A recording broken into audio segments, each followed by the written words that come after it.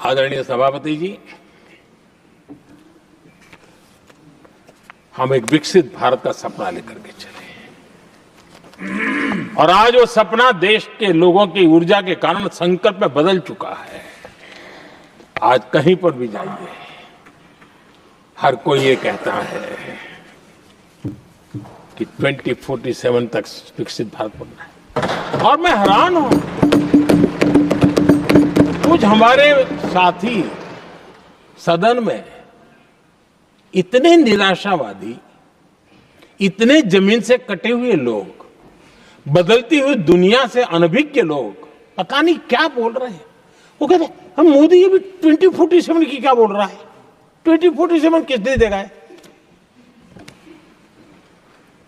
हमारे देश के लिए, आजादी के लिए जो लड़ते थे, जो फांसी के तख्त पर चढ़ जाते थे, जो लाठियां खाते थे, गोलियां खाते थे, जो काला पानी की सजा के लिए अंडमान निकोबार की सेल्यूलर जेल में जिंदगी बिता देते थे, लक्षावधि नौजवान अपने पढ़ाई का, भविष्य का सोचे बिना, कोई परवाह किए बिना सिर्फ देश के लिए सोचने के लिए निकल पड़े थे। क्या उन्होंने कभी ये सोचा होता कि यार हमारे कालखंड में तो आजादी मिलेगी नहीं, कि मैं क्यों करूं? तो क्या देश कभी आजाद होता?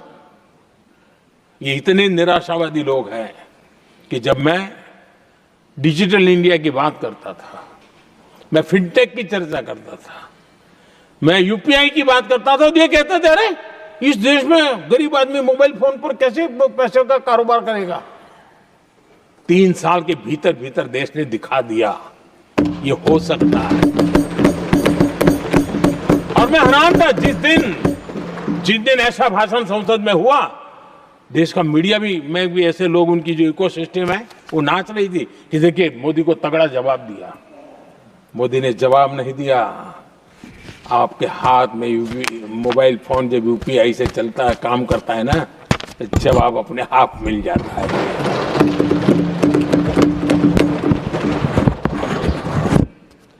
आदरणीय सभापति जी, कांग्रेस के समय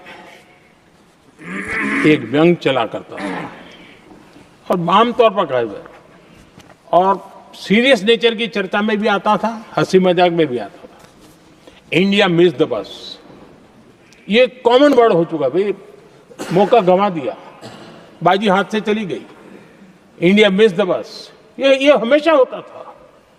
आदरणीय सभापति जी, आज भारत कोई बस मिस नहीं कर रहा है, आज भारत काफिले का नेतृत्व कर रहा है।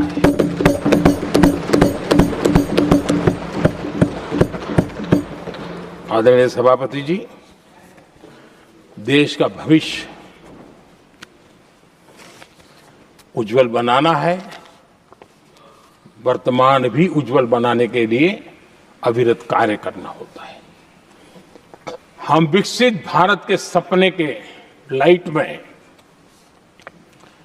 5 वर्ष की योजना बनाते हैं और हर वर्ष का बजट बनाते हैं और हम दिशा तय करके चलते हैं हम, क्योंकि हमारे लिए अगला चुनावी लक्ष्य नहीं होता है, हमारा लक्ष्य है 2047 विकसित।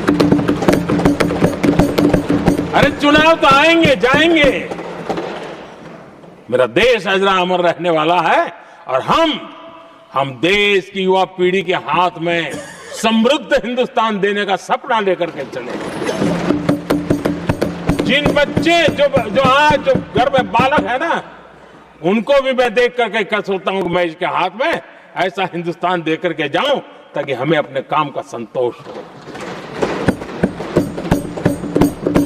2047 क्यों, 2047 क्यों, ये बातें करते हैं। आदरणीय सभापति जी, आज जिस प्रकार से हम इनिशिएटिव लिए, चाहे स्पेस हो, साइंस हो, टेक्नोलॉजी हो, समंदर की गहराई हो, जल थल नभ अंतरिक्ष, हर क्षेत्र में नए संकल्प, नई ऊर्जा, नए कदम और नई सिद्धियों को लेकर के देश आज आगे बढ़ रहा है। हम ग्रीन हाइड्रोजन पर काम कर रहे हैं, हम आने वाले युग को समझ पा रहे हैं। हम क्वांटम कंप्यूटिंग की बात कर रहे हैं, हम एआई मिशन को लेकर के चल रहे हैं। और आज दुनिया मानने लगी है कि एआई मिशन भारत बहुत कुछ दुनिया को दे सकता है। ये विश्वास आज दुनिया में बना है।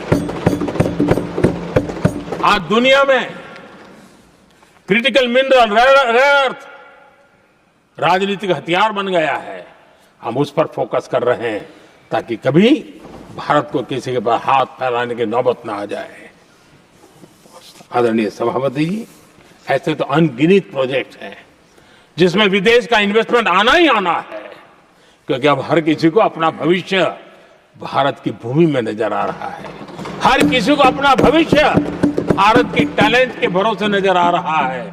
हर किसी को भविष्य भारत के उज्जवल भविष्य के साथ खुद के उज्जवल भविष्य को जोड़ करके दिखता है। और इसलिए दुनिया आज भारत, विकसित भारत की बात हम क्यों कर रहे हैं, जिनके दिमाग में नहीं पड़ता है, दुनिया को समझ आ रहा है कि भारत ने सही दिशा पकड़ी है। चलो अब चर्चा वहां चल रही है कहीं हम बस न चुक जाए। कल तक चर्चा चलती थी इंडिया बस मिस करता है, अब दुनिया को लगता है अब हम लेट न हो जाए, वहां आने की स्पर्धा चल रही है।